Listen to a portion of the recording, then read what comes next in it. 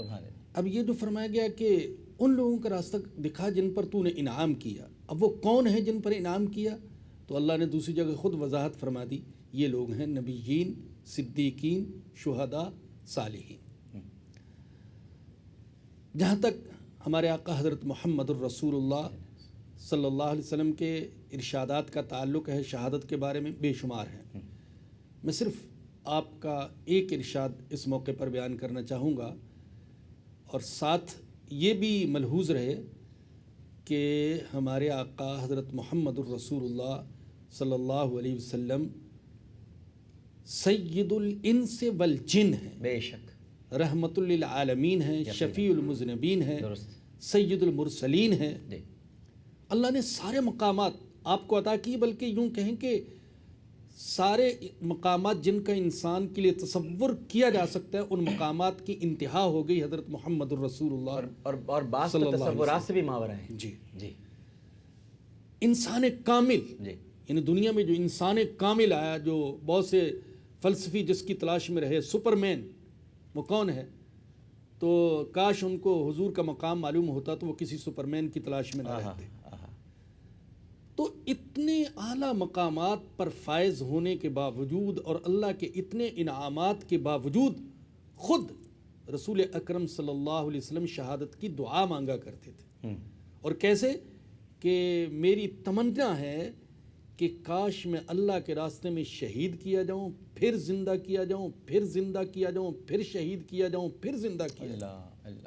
یعنی اس قدر اہمیت اور عظمت تھی خود رسول اکرم صلی اللہ علیہ وسلم کے دل میں شہادت کی، اور یہی جذبہ منتقل ہوا آپ کی اولاد میں بھی، آپ کے اہل بیت میں بھی، اور آپ کے صحابہ میں۔ بالکل صحیح۔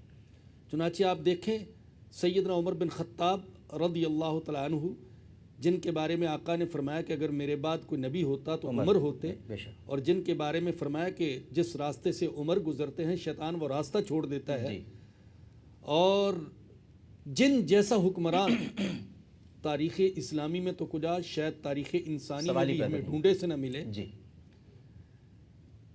وہ بھی دعا مانگا کرتے تھے، اللہم ارزقنی شہادتا فی سبیلک و موتا ببلد رسولک۔ دو چیزوں کی دعا مانگی۔ کیسی عجیب لوگ کہتے تھے دعا مانگ رہے ہیں مدینے میں شہید ہوں گے، یہ کیسی آپ دعا کرتے ہیں؟ اور پھر ہوا وہی؟ جی ہوا وہی۔ اے اللہ مجھے اپنے راستے میں شہادت کی موت عطا فرمانا، اور اپنے پیارے پیغمبر کے شہر میں موت عطا فرمانا۔ اللہ نے دونوں ہی دعائیں قبول فرما لی، شہادت کی موت نصیب ہوئی، اور رسول اکرم صلی اللہ علیہ وسلم کے شہر میں موت نصیب ہوئی۔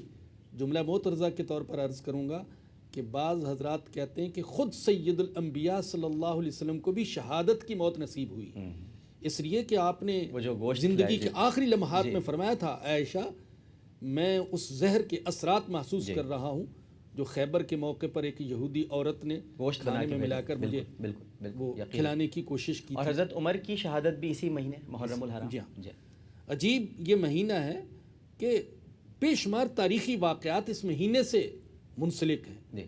آپ کتابیں اٹھا کر دیکھیں تو سیدنا آدم علیہ السلام کی توبہ وہ اسی مہینے میں آپ کی قطع کلامی ہو رہی ہے، اس پر ہمارے ساتھ ٹیلی فون لائن پر مولانا ناصر عباس، ان سے بات کریں پھر آپ سے کنٹینیو کرتے ہیں۔ السلام علیکم۔ وعلیکم السلام۔ جی مزاج گرامی بخیر آپ کے؟ کیسے ہیں ڈاکٹر صاحب، آپ خیریت سے ہیں؟ الحمدللہ۔ آپ تو بہت مصروف ہوں گے، لاہور سے اس وقت آپ ہمارے ساتھ ٹیلی فون لائن پہ موجود ہیں۔ میں آپ کو اور تمام سننے والوں کو فرزند رسول حضرت امام حسین علیہ السلام کی بے گناہ اور مظلومانہ شہادت کی تعزیت پیش کرتا ہوں۔ جی یقیناً آپ سے بھی ہم تعزیت کرتے ہیں، اور یہ آپ سے گزارش کریں گے ناصر عباس صاحب کہ اس وقت پوری دنیا میں آپ کی آواز سنی جا رہی ہے، اور آج کا دن بڑا اہم ہے، آج 9 محرم الحرام ہے۔ گو کہ آج کے دن عموماً مجالس میں حضرت علی اکبر، شہزادہ علی اکبر کے مصائب بیان کیے جاتے ہیں، لیکن یہ جو دن ہے اب جس رات کی طرف یہ بڑھ رہا ہے وہ رات بڑی اہم ہے، جو شب عاشور ہے۔ کچھ فرمائیے گا کہ شب عاشور خیام حسینی میں کیفیت کیا تھی علامہ صاحب؟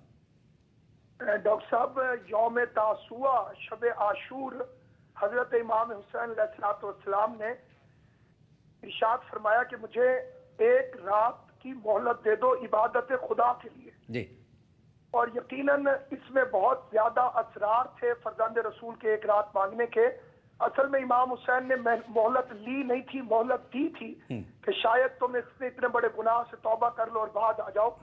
और इस रात के अंदर जो किताबों के अंदर मिलता है अहवाल ये थे कि असहाबे हुसैन अलैहिस्सलाम के खेमों से कुरान मजीद की तलावत की आवाज़ इस तरह से आ रही थी जिस तरह शहद की मक्खियों के छत्तों से उनकी भिन भराट आती है जी। और पूरी रात हजरत इमाम हुसैन अलैहिस्सलाम ने अपने खेमे को ला इकराह फी दीन की तफसीर बना दिया कि कोई जबर नहीं है, जो जाना चाहता है वो बेशक चला जाए। और मैं रसूल खुदा का फर्जंद अपने पैगंबर की उस अजीम तरीन पेशीन गोई के मुताबिक मेरा बेटा करबला के मैदान में सरजमीन इराक पर बेजुर्म व बेखता भूखा प्यासा ज़िबा होगा, हाजिर खिदमत हो चुका। सही बात है। ये बताइए अल्लामा साहब के यकीनन आज के दिन बहुत सारे वाक़यात हमें तारीख़ में पढ़ने को मिलते हैं और ये भी बताया जाता है, बाज़ रिवायात में आता है कि इमाम आली मकाम सैयदना हुसैन रदी अल्लाह ताला अन्हु ने अपने असहाब को वो मकामात बता दिए थे कि यहाँ तुम्हारा लाशा गिरेगा, यहाँ तुम्हें काटा जाएगा, यहाँ तुम्हारा सर कटेगा, और फिर सबको जन्नत में भी उनके मकामात दिखा दिए थे। दुरुस्त है ये रिवायत?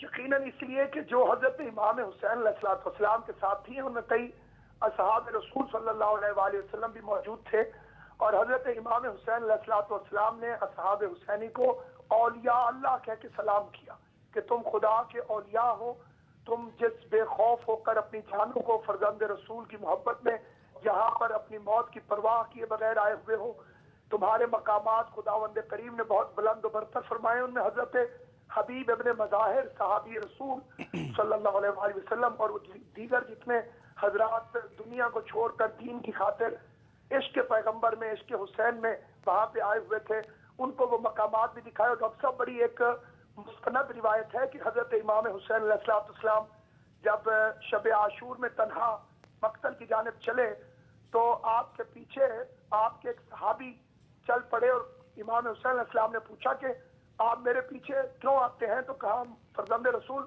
जमाना दुश्मन है, मैं आपको तन्हा नहीं छोड़ सकता। इमाम ने उनके हाथ में हाथ डाला और पूरे मैदान करबला में लेकर गए और एक एक मकाम की निशानदही फरमाई कि यहाँ पे मेरा बेटा अली अकबर शहीद होगा, यहाँ पर मैं जनाब कासिम की लाश के टुकड़े चुनूंगा, यहाँ पे मैं शशमाहे के लिए पानी मांगूंगा, उसके हल्क में तीर तराजू कर दिया जाएगा। और एक मकाम पर जाकर हजरत इमाम हुसैन अलैहिस्सलाम ने शब आशूर अपने सहाबियों से अर्ज किया कि अब आंखें बंद कर लो, इस जमीन पर मेरी वालिदा गिरामी मेरे मक्तल की जमीन को अपने बालों से साफ करने के लिए। ठीक, एक आखिरी सवाल आपसे और करूंगा और फिर हम मौलाना असलम शेखुपुरी साहब से गुफ्तगू करेंगे। अल्लामा लियाकत हुसैन अज़हरी साहब भी तशरीफ़ लाएँ, मैं बल्कि आपसे गुजारिश करूंगा आ जाइए, यहीं पर आ जाइए, आइए। अल्लामा साहब भी तशरीफ़ ला रहे हैं। एक आखिरी सवाल नासिर अब्बास साहब आपसे ये कहूँगा कि अब ये जो इस वक्त पूरी दुनिया की हालत ज़ार है और यहूद व नसारा की साजिशें मुसलमानों के ख़िलाफ़ तेज़ तर हो रही हैं, वैसे तो मैं ज़ाती तौर पर ये कहता हूँ कि हम साजिशों का शिकार ही क्यों होते हैं, हमें तो उनका मुकाबला करना चाहिए। तो इत्तेहाद बैनुल मुस्लिमीन की रोशनी में अगर मैं आपसे पूछूं कि इस वक्त हम सब लोग इत्तेहाद का एक क्या ऐसा पैगाम दुनिया में दे सकते हैं, ख़ास तौर पर उनको जो मुसलसल ये प्रोपेगेंडा करते रहते हैं, कुछ उनके आलेकार और उनके गुमाश्ते हमारी सफ़ों में भी हैं कि उलमा मुत्तहिद नहीं हैं, ये फ़िरक़ों में बटे हुए हैं, फ़िरक़ावारियत है। तो आप आज के दिन इमाम आली मकाम की क़ुरबानी को सामने रखते हुए जो उन्होंने इत्तेहाद के लिए, यकजहती के लिए, यगानगत के लिए दीन को बचाया अपने नाना के, आप इत्तेहाद बैनुल मुस्लिमीन का क्या पैगाम देना चाहेंगे पूरी दुनिया में?